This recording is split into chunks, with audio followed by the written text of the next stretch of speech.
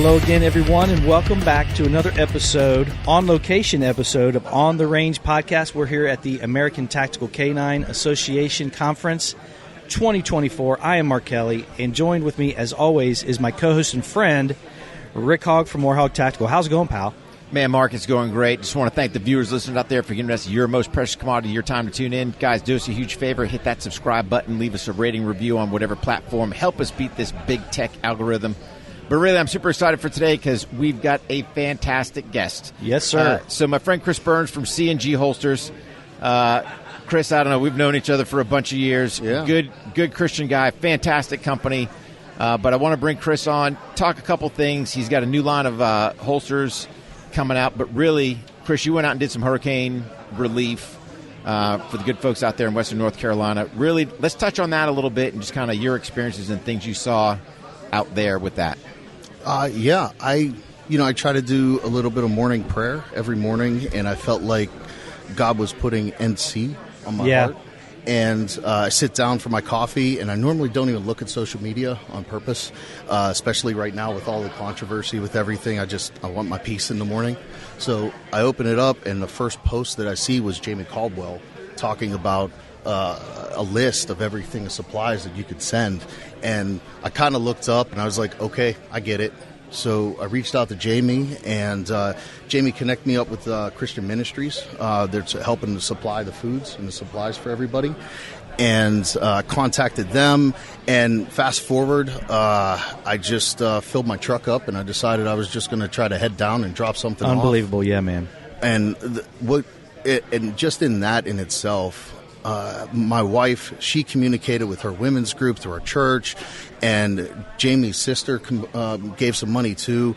And we had, I filled my truck up completely overflowing between everybody at C&G and everybody just jumping in, and it was great. And then Jamie kind of connected me with a couple guys that were trying to get a group together, do some search and recovery, because all the things you're seeing.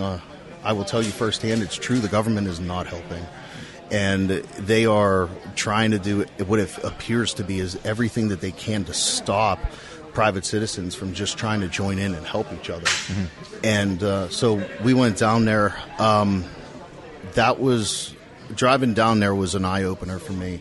It truly looked like God took a broom and just completely wiped away towns, took the grass, everything, and then you see it all up in the trees later on as you're driving because it all got washed into somewhere else.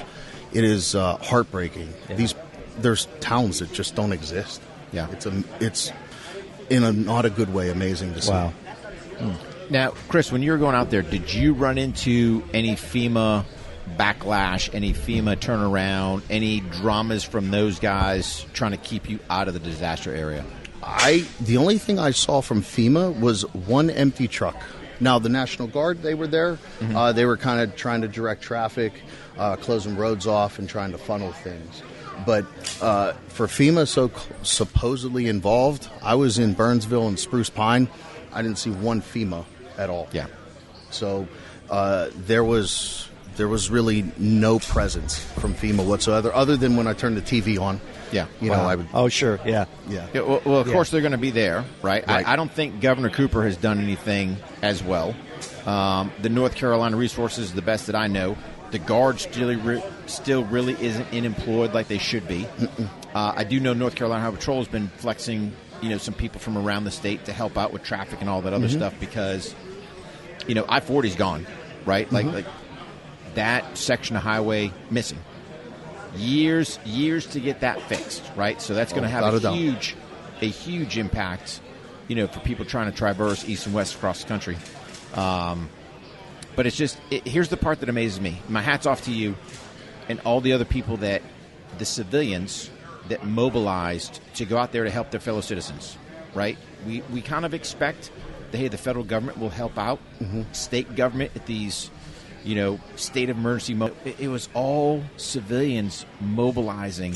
It to me, at an incredible level to get supplies out there. I know we kind of talked earlier. You said the supply warehouse was empty that morning, refilled that day with just, the people coming in. That was the thing I thought, because if you're trying to follow where you feel God's directing you to go, we're human, right? So we'll go, and then we kind of take a couple steps, and we're like, is this right? Am I doing this right? Right? And so you're looking for confirmation, right? And when I went down there, it's all the actual supplies that I saw being moved was through Christian ministries. It was through private, and it was through the churches. Yeah. I did not see one thing from FEMA saying anything about supplies or help. There was nothing. Yeah. And so when I started to go down there and I would drop the food off, the warehouse itself on the outside was completely full of people dropping things off, and I was like, man, this is so heartwarming. This is great to see. And I said to the lady, I was like, this is really cool. You guys should have a good amount of supplies. And she looked at me cold and she goes, oh no, this was empty this morning. And oh wow, this is all today. And she goes, normally right now we're emptying out of everything that we have, and people are just coming to donate and filling it back up every day. Yeah. Which was amazing. And the thing that I caught that she explained to me was because these people still need help and they're still trapped. At least 2/3 of the place after almost 2 weeks now is still unexplored, or people are not getting there to help these people. So the food banks are actually sending people out to help cut down the trees and clear the roads just to be able to get access to be able to give these people supplies. Yeah. And at that same day, FEMA went on there and said on TV, which, that's the only place they are, was, we're officially out of recovery. Yeah. We're in resupply phase. Yeah. And I'm looking around going, maybe we have two different universes we're looking at right now, because that is not what I'm seeing. No. And you have people trying to construct 2x4 bridges just to get some foot traffic across, some of these creeks and other things that they've got no way to get there by vehicle. It's either foot, some type of ATV, something like that. Or horseback. People are being very innovative, and it's absolutely amazing. If that goes to show, though, the part that I take out of that is government can't do what people could do for themselves and do for each other, right? No. And God stepping in and helping materialize a lot of different help efforts is amazing to see, especially as a Christian.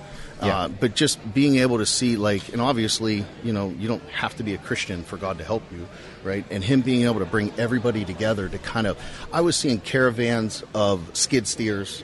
I was seeing caravans of just people in ATVs. There were people donating everything that they could. Yep. It wasn't a supply thing. I mean, everywhere I went, there were places that were signs that were saying hot showers, free supplies, free diapers. It was heartwarming in that sense, right? Let me ask you something. Where do you think, since you've been there in a firsthand account, how much worse would it have been had folks like yourself and these ministries and just humans from the United States bringing that stuff down there? Where would we be at this point? We would be at day one still. Yeah. Literally day one. Yeah. I appreciate, and I will give the Army, the National Guard, their credit. Some of the main roads, I was watching them clear the main highways, right? And that's great. I'm glad that they're doing that. But if they're clearing a highway, they're blocking all of these side streets off that haven't even been fixed. Right. And when I got there, it was a week later, and there was one gas station that actually took a credit card. So everybody else was cash only still. So I got there on the tail end of them trying to fight through and kind of, get basic necessities back up. And it was still completely private ran. It still is. Yeah. It's still, to this day, it's still private citizens going out there helping citizens. And I think you hit two key points I got to hit. Number one, we the people. We the people helping we the people. Absolutely. Right? And then if you look at the other point you brought up, in God we trust, right? Absolutely. Two critical things I think that at this time of disaster, man, we rallied together as Americans. We got God behind us, and dude, we're making things happen. Agreed. Hey, FEMA, Governor Cooper, dude, you're about a waste. I doesn't say that because I repeatedly see him do nothing. And to me, it's criminal. Should be wearing some silver bracelets I agree. For the rubbish he's doing. So Lighting. They're turning around, doing absolutely nothing, and then accusing others of the very thing they're doing, so that it's like this political, toxicity kind of thing where if I accuse you of cheating, then you're not going to see that I am. Yeah. It's that same mentality. Yeah, and they're going to use that platform to take as much credit for everything that folks like yourself have done. But I think in this case, for sure, it's right there in front of everybody that they can see that the American citizens really stepped up. Yeah. At the heart, the North Carolinians know. Yes. And as power starts being regenerated, as we start getting cell services, guys start putting videos that we haven't even seen yet because they don't have the ability to post them. I think we're going to be absolutely just amazed at what some of these people survived during that catastrophic time. Absolutely. Oh, I'm sure they're documenting. Oh, dude. Everybody does nowadays, so we'll see that stuff. Well, the video that just came out, I saw circulating a lot, was the helicopter coming over with the rotor wash, just ripping everything apart in Burnsville. I was there. Yeah, that's true. Right. Yeah, and there has not been one incident that I saw where I was like, man, I'm really glad FEMA's jumping in. Yeah. It just wasn't. They weren't even present. Thank goodness those folks are here, right? Yeah. Thanks for your $750. Right. And obviously we can give $200 million to Lebanon or wherever. Yeah. Sure. But I guess they came out and said that they raided the SBA budget to be able to fund Lebanon. So you can do that for Lebanon, but you can't do it for our own people. Yeah. It's delusional. They don't want to. Right, by design, they don't want to help. Absolutely help right. our citizens. And the thing that I really feel for is these people lived in the mountains. Nobody would ever want to actually say, "I'm going to spend extra money on flood insurance because I live on the top of a mountain." Right. So obviously, there's going to be a lot of people. It's going to be another Hawaii thing where a lot of people are going to lose a lot of homes for nothing that, frankly, should have happened. And you can say conspiracy theories and label it that, but I urge everybody, use your brain, see what's in front of you, and make your decisions off of what you see and not what other people are trying to influence you to think. There's a big difference. No, 100%. Yeah. I totally agree, and I think that's a huge point. Americans just need to wake up, kind of get things from multiple sources, make your own decisions, especially when we got a critical point coming up in our election here. Vote smart people, right? Good versus evil. And I'm sorry, I'm going to say it. Oh, it's 100%. That. You can say good versus evil. You can say freedom versus communism. I mean, there's a bunch of ways we can potato. Yeah, we can skin this cat. But I'm gonna kind of shift gears a little bit, right? Sure. So super on that. Let's talk about you, C&G, what you've got. I know you've got your Gen 6 holsters. Yes. Yeah, we've been really fortunate. We're opening up a new shop. We're kind of expanding. We have a private training center now that we're working with local law enforcement so they can start to use. We have a place for the K9 guys to train too. Awesome. It's just I spent 12 years on the job, and they're a great. I have a very dysfunctional, toxic love for law enforcement. I think we all do. Oh yes, we do. Yeah. And so making sure that the guys have a place to train, right? And there's there's obviously no politics involved. There's no nothing.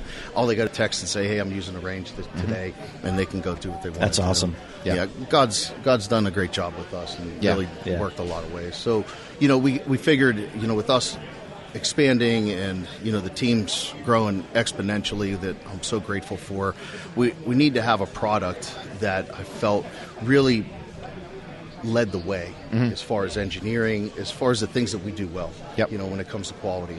And we sat down and we kind of went over every different version that we had over the years. What did we like? What did we improve on? What do we still need to improve on? And we kind of bring that all together into the most complete package that we could to be able to present to everybody. Yep. So, obviously red dots are the big thing now. Everybody wants those. Yep. Compensators, everybody wants those too. So, how do we essentially allow them to put whatever as you would say, whiz bang and do thingy onto it. Gizmos. Yeah, accoutrements. I love that word. Accoutrements. When you first said that stuck with me. Accoutrements, yeah. So how do we accommodate them for all of that, right? And also, obviously the whole point of a holster is to help to save their life. Mm-hmm. So you're not going to buy, a Dodge Challenger and put spare tires on it. Yeah. No. Right? So if you're going to buy a firearm and train with it, obviously being functional is the optimal thing. That has to be. And then how do we have durability, functionality, and then aesthetics? Yeah. Right? So how do we make all of that work and blend? And we felt we pretty much hit the nail on the head with the Gen 6 line. Yeah, so for the listeners, sorry you miss out. For the viewers, I know, Chris, you got a couple holsters there, right? So in the waistband, talk to us a little bit, like what's some things that you guys have done or found with that to kind of push it to that Gen 6 level? So this is our Alpha line here. So this is the high-end line is what we use it for. It's called our Alpha. And some of the things we did was we decided to start making our own clips because the stuff on the market now is good, and it's very good. But a lot of guys were talking about it eating their belt and being too hard to get on and off. So how do we design it so that it comes off when we need it to come off? Because we're going inside, we're done for the day or whatever, even if we have to go to the bathroom. Yep. Right? But how do we make sure it stays on at the same time? So we kind of redid the design and revamped the design a little bit. We stick with the spring steel because that's obviously, I think that's the most durable product.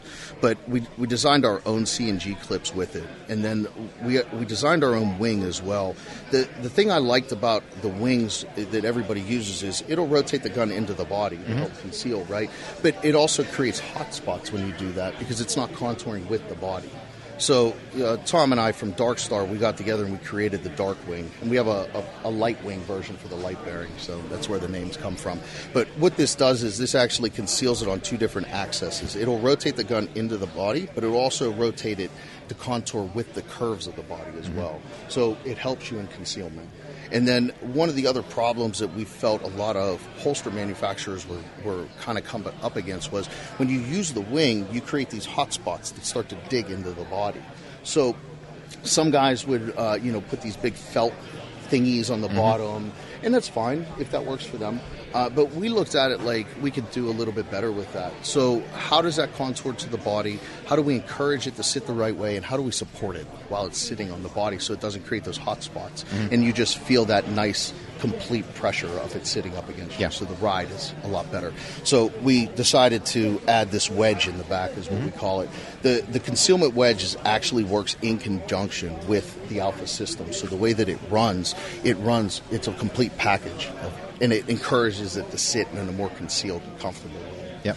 And then along the way, we noticed that with working with Kydex, because we work with Kydex, not any of the other ones, because it's actually, Kydex is 10% higher impact strength than all the other ones.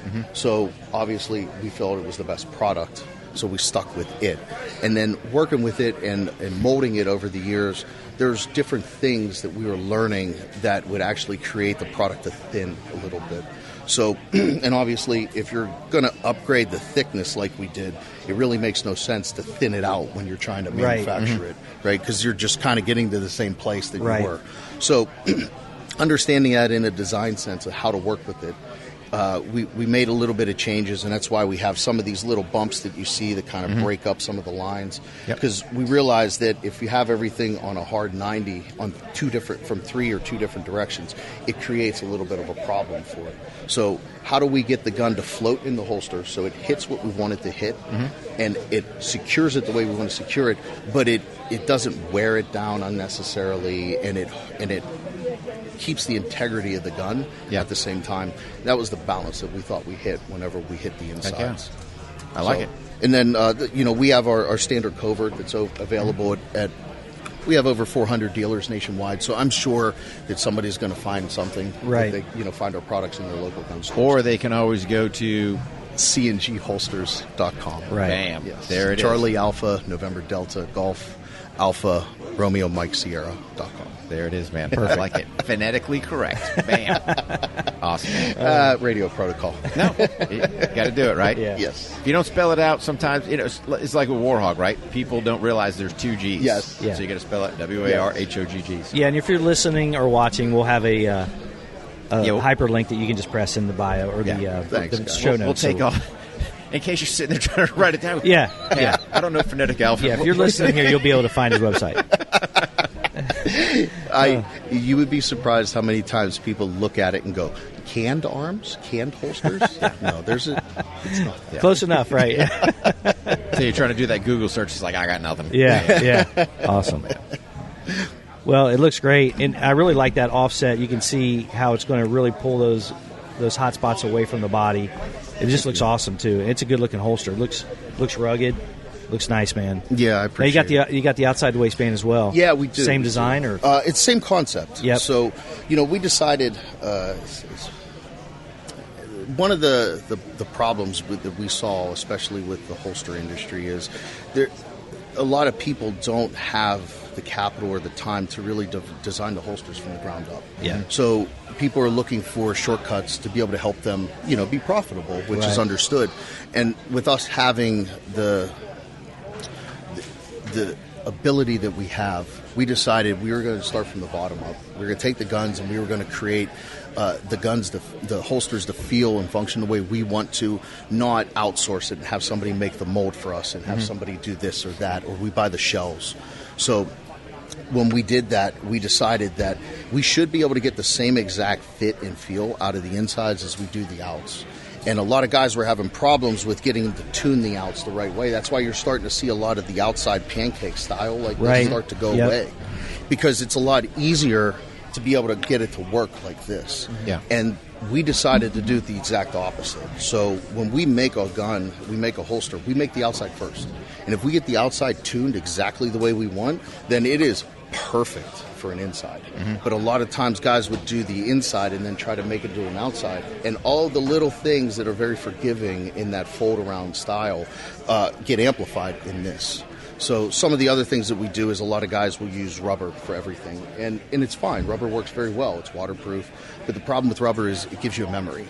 And you have to, when you're doing your kit maintenance, that's something you have to be cognizant of. I used to always unscrew them all the way out to allow the rubber to breathe for a night or two, just like your mags, right? Right. Like, same deal. So we decided we were going to upgrade, which is it wasn't cost effective, but I felt it was a better product, to all springs.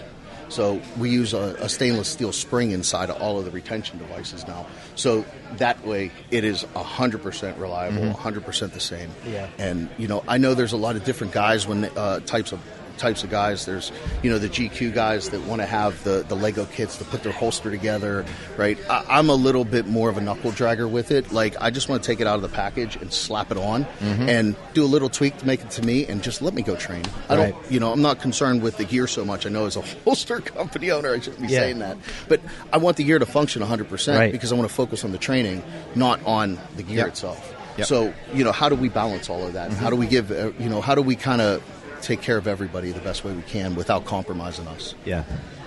Oh, awesome, bro. Awesome, brother. Yeah. Looks good. Man, love to see, especially from the firearms industry, right? Nothing worse than not seeing companies trying to improve, get a little better, right? So the old mantra here at On the Range Podcast, 1% better every day. Yes. Brother, you're doing that and more, right? So God has put a lot of great you. people like you guys in my life. Thanks, Brian. So it really isn't me. It really is like, if you're following God's path, you're unstoppable. There you go. I agree, really brother. That simple. 100%. Great seeing you again, pal. Yeah, you too, guys. Thank Awesome, you very man. much. Chris, appreciate it. everything. You going to close it out, buddy? Always, man. Viewers, listeners out there, guys, appreciate all your support. You guys train hard, stay safe, and we'll see you on the range.